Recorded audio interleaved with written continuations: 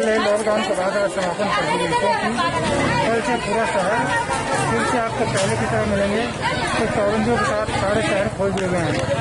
हम यहाँ पर लॉकडाउन की समापन कहें या भंडारा कहें जो भगवान की भक्ति में होता है, बड़े अच्छे से बाकी देशों के मुकाबले हमारा देश बहुत अच्छा रहा है अभी भी और काफ़ी मुकाबला किया है। तो ये लोग इस खुशी में समझे या इस अवसर पे एक भंडारा कर रहे हैं। तो हमारे साथ से प्रधान जी जो चलो प्रधान है ब्रह्मपाल सिंह। ब्रह्मपाल जी, आप लोग ये जो भंडारा कर रहे हैं इसका अवसर क्या है? उसका जो भंडारा कर रहे हैं ये सलम फाउंडेशन के सौजन्य से हो रहा है। मैं ब्रह्मपाल सिंह, प्रधान सेक्टर 16 और जिला संयोजक सलम फाउंडेशन, जिला गौतम बुद्ध नगर। हमारे देश में जो कोरोना जैसी जो महामारी थी उसको लोगों ने हराने का पूरा प्रयास किया है। भूखे रह करके सोशल डिस्टेंसिंग का जो है पालन करके, माननीय मोदी जी की अपील का पालन करते हुए लोगों ने जो अपना साहस दिखाया है। आज लॉकडाउन का जो है 31 आज तारीख है, 31 मई, आज तक के लिए लॉकडाउन था। आगे सब कुछ सामान्य होने की स्थिति है। तो आज हमने भंडारा किया है कि कोई भी भूखा ना रहे, ऐसी सरकार की योजना थी। इसके तहत हम लोगों ने भंडारा किया है। इस भंडारे में हम भगवान से भी प्रार्थना कर रहे हैं कि देश में जो कोरोना जैसी महामारी है उसको जो है दूर भगाएं और जिन लोगों को भोजन नहीं मिल पा रहा था उनको आज जो भोजन उपलब्ध हो रहा है। इससे हमें बड़ा हर्ष है, हमें अपने आप में भी, कि हम लोग किसी की मदद कर पा रहे हैं और भगवान से जो प्रार्थना कर रहे हैं कि हमारे देश में सुख शांति कायम करे।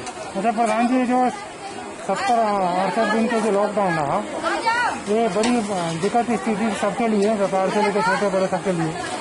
तो सरकार ने जो मदद किया उसको कैसे देखते हैं? क्या सरकार इसमें सफल रही है?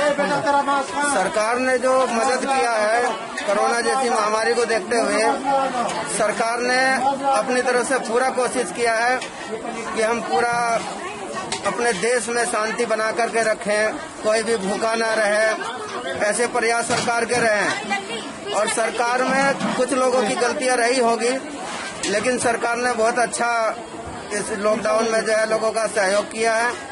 अभी भी हम रोज देख रहे हैं कि जो मजदूर नोएडा क्षेत्र में रह रहे थे, पूरे देश में इधर उधर जहाँ कहीं भी है, सरकार उन्हें उनके घर तक पहुँचाने का काम कर रही है।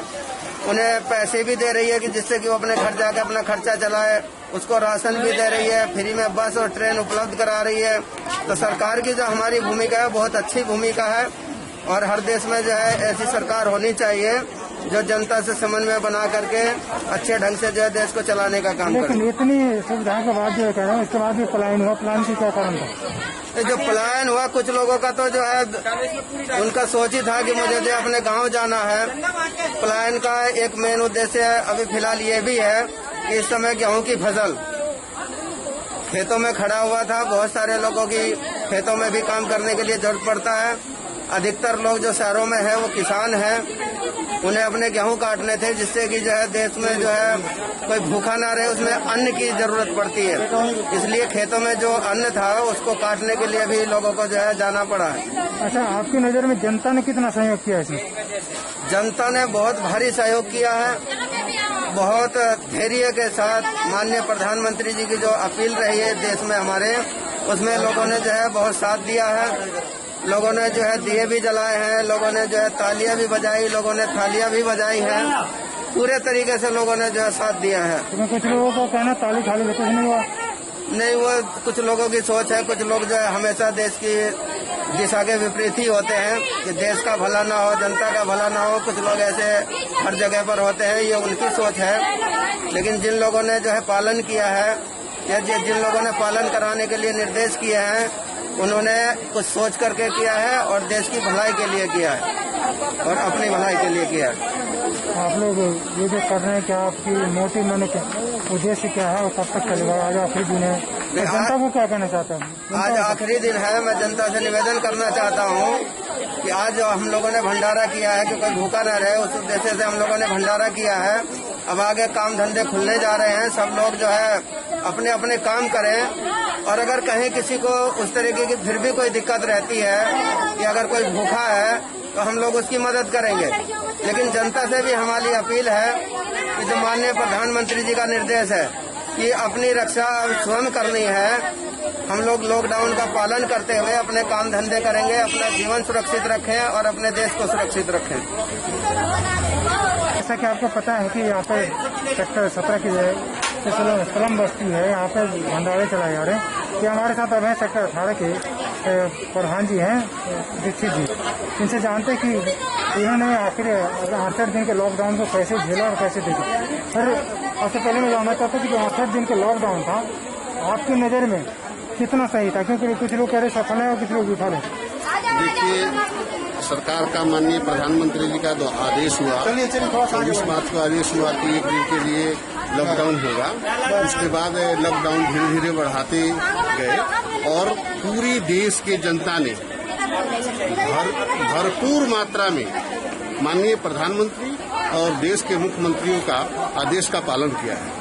16, 17, 18 असलम बस्ती झुपड़ी है। हम लोगों ने भी जहां तक हो सका पब्लिक की सेवा के लिए हमेशा हम उनके बीच में जाते रहे, उनका सहयोग करते रहे। और भी फाउंडेशन जो नोएडा में काम करने वाले हैं वो लोग भी सहयोग देते रहे, राशन भी देते रहे, मास्क भी बांटते रहे, हर तरह का सहयोग दिए। कहीं से कोई दिक्कत नहीं हुआ। और सवाल आ रहा है कि लॉकडाउन का पालन, माननीय प्रधानमंत्री जी कह रहे हैं कि अपनी सुरक्षा आप स्वयं करें, 2 गज की डिस्टेंस की पालन करिए, अपना सुरक्षा खुद करिए। देश का स्थिति और विदेशों की स्थिति बहुत खराब है। उस हालात को देखते हुए हमारे भारत का स्थिति अभी भी बहुत ही अच्छा है।